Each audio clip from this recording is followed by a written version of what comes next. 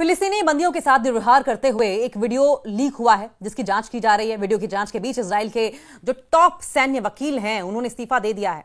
Israel के शीर्ष सैन्य कानूनी अधिकारी मेजर जनरल यिफत तोमर यरूशलामी ने एक वीडियो लीक होने की जांच के बाद रिजाइन कर दिया, इस्तीफा दे दिया, जिसमें पर्पटली सैनिकों द्वारा एक फिलिस्तीनी बंदी के साथ, एक फिलिस्तीनी होस्टेज के साथ बुरा व्यवहार किया जा रहा है, दुर्व्यवहार करते हुए दिखाया गया है।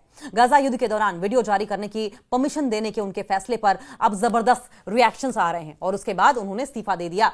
जिम्मेदारी का नया फैशन हो गया है, जैसे इस्तीफा स्टाइल में दिया गया।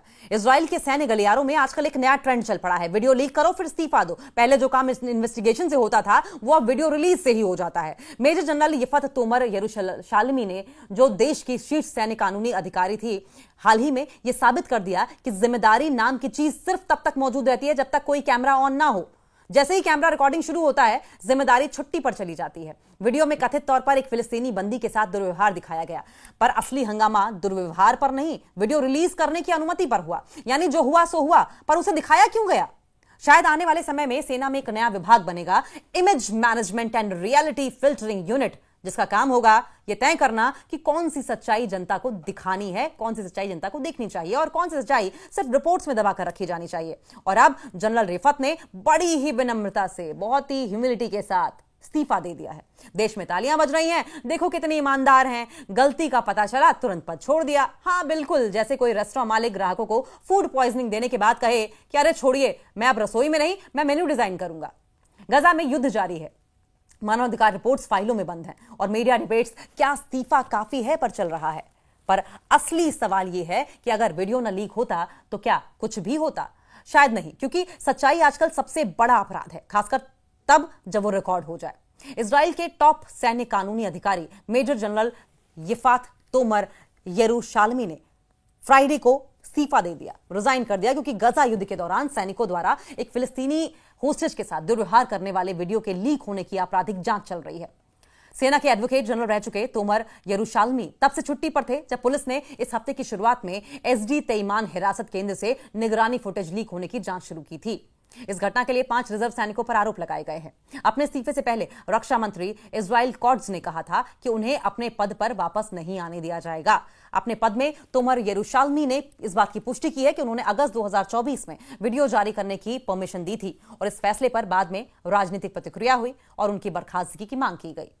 उन्होंने युद्ध के दौरान भी कानून के शासन को कायम रखने की आवश्यकता पर, नेसेसिटी पर बचाव करते हुए लिखा कि मुझे खेद है कि यह बुनियादी समझ है कि कुछ ऐसे कृत्य हैं जिनका सबसे घृणित बंदियों के साथ भी कोई व्यवहार नहीं किया जाना चाहिए, अब सभी के लिए विश्वसनीय नहीं रह गई है। लीक हुए फुटेज से आक्रोश फैला।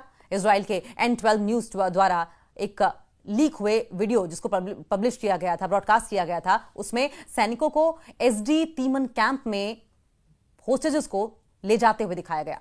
दंगा रोधी ढालों से कैमरों को रोकते हुए पास में एक कुत्ते को पकड़े हुए दिखाया गया। इस कैंप में 7 अक्टूबर 2023 के हमलों के बाद पकड़े गए हमास के उग्रवादियों के साथ साथ आगामी संघर्ष के दौरान हिरासत में लिए गए अन्य फिलिस्तीनी भी रखे गए थे। इस फुटेज से व्यापक आक्रोश भड़क उठा। दक्षिणपंथी राजनेताओं ने इस जांच की निंदा करते हुए इसे सेना के साथ विश्वासघात बताया, जबकि प्रदर्शनकारियों ने 2 सैन्य परिसरों पर धावा बोल दिया और कानूनी विभाग पर गजा में लड़ रहे सैनिकों को शैतान बताने का आरोप लगाया। तोमर यरूशलामी ने कहा कि उन्होंने आईडीएफ की कानूनी शाखा के खिलाफ बदनाम करने और दुष्प्रचार करने का मुकाबला करने के लिए रिहाई को अधिकृत किया। रक्षा मंत्री कॉट्स ने बाद में कहा कि जो कोई भी इजरायली सैनिकों के खिलाफ खूनी झूठ गढ़ता है वो आईडीएफ की वर्दी पहनने के लायक नहीं है। दक्षिणपंथी राष्ट्रीय सुरक्षा मंत्री इतामार बेन-ग्वीर ने उनके इस्तीफे की सराहना की और सेना के कानूनी नेतृत्व की आगे की जांच की मांग की। उन्होंने 7 अक्टूबर के हमलों में शामिल लोगों के लिए मौत की सजा की मांग करते हुए बंधे हुए फिलिस्तीनी बंदियों के ऊपर खड़े होने का अपना एक वीडियो भी पोस्ट किया। होस्टेजेस के साथ दुर्व्यवहार, उनके साथ टेरेनी, बढ़ती जांच, मानवाधिकार संगठनों ने एसडी तेईमान जैसे हिरासत केंद्रों में दुर्व्यवहार और बदसलूकी की खबरों पर बार बार चिंता जताई है। इजरायली सेना ने यह बात एक्सेप्ट की है कि ऐसे दर्जनों मामलों की जांच चल रही है, लेकिन इस बात से साफ साफ मना कर दिया है, इनकार कर दिया है कि दुर्व्यवहार व्यवस्थागत है। तोमर यरूशलामी ने होस्टेजेस को सबसे खराब किस्म के आतंकवादी बताते हुए इस बात पर जोर दिया कि पीड़ित चाहे कोई भी हो, हिंसा की जांच होनी चाहिए। उनका इस्तीफा ऐसे समय में आया है जब इजराइल गजा में अपने आचरण को लेकर, अपने व्यवहार को लेकर, अपने डिमिनर को लेकर बढ़ती अंतर्राष्ट्रीय जांच का सामना कर रहा है। यह हाल ही में हुए एक युद्ध विराम समझौते के बाद आया है।